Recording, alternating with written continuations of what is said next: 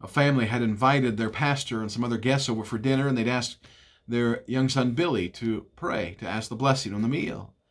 Well, little Billy, being a little hesitant, was prompted by his mother and said, "Billy, don't be nervous." She said, "Just pray like you've heard me pray." So little Billy bowed his head and he said, "Dear Lord, why did I invite these people here on a hot day like today?" What we've been talking here in Ministry Minutes, we've been talking the last few weeks about prayer, specifically about the prayer that Jesus gives to his disciples and through his word gives to us as an example of our prayer, what our prayers ought to be. It was in response to the disciples' question. They said, "Lord, teach us to pray." They said, "We want to have the same fellowship, the same relationship, the same fervency in prayer with our Father that you have with the Father." You know, God is a personal God. He wants us to talk to him, and he wants to talk to us. And so Jesus gives this prayer, again, not as some magical formula, but as a pattern, I believe, that we can see and understand what our prayer life ought to consist of. And we talked the last few times about the prayer of adoration and worship, where Jesus said, when you pray, say, "Our Father which art in heaven, hallowed," or holy, "be thy name. Thy kingdom come, thy will be done in heaven as it is in earth." In earth as it is in heaven, rather. And so we talked about acknowledging the character of God, the holiness of God, the person of God. And so we looked at the adoration of prayer, and I think that's where our prayers ought to begin. But then the next part is the supplication, the prayer of supplication.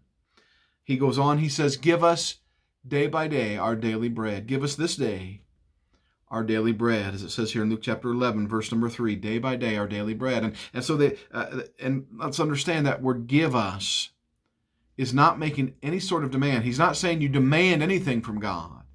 The phrase "give" there, the word "give" there means to grant or to minister. And so it's not about making a demand, but it's about asking. Jesus, there's multiple scriptures that make this clear, but Jesus himself said, "Ask, and you shall receive." Not demand, but ask, and you shall receive, that your joy might be full. He said, "If you abide in me and I abide in you, you shall ask what you will, whatever you will, and it will be done unto you." He said, "If you shall ask anything in my name, I will do it." But you see, the key word there is ask. James chapter 4 and verse 2 says, "You have not because ye ask not."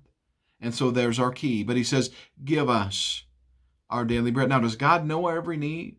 Does he need us to ask him or to bring it to his attention, to remind him that, hey, we need these things down here?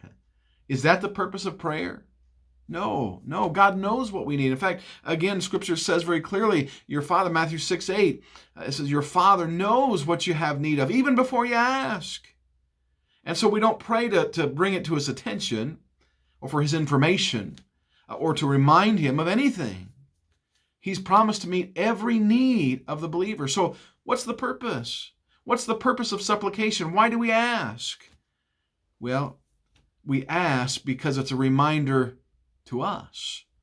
A reminder to us of who we rely on, of who meets our needs, of who has promised to meet our every need. It's a reminder for us, not for God, but for us.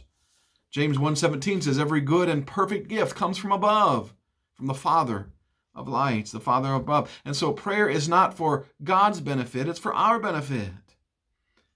He says, "Give us this day, give us day by day our daily bread."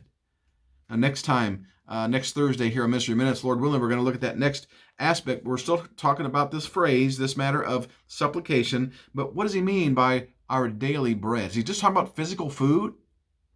Well, we'll see next time that bread refers to far more than that.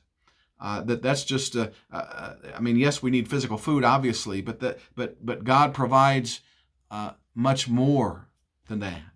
And so what should we ask God for to provide? We'll look at that next time on Ministry Minutes, but thank you for tuning in. Remember, when you go to prayer in God, it's not for his benefit. He already knows our needs. In fact, far better than we do what we need. But he wants to hear it from us, but also the main purpose is that we will be reminded that we're dependent on him for all things. Thank you. We'll see you next time here on Ministry Minutes.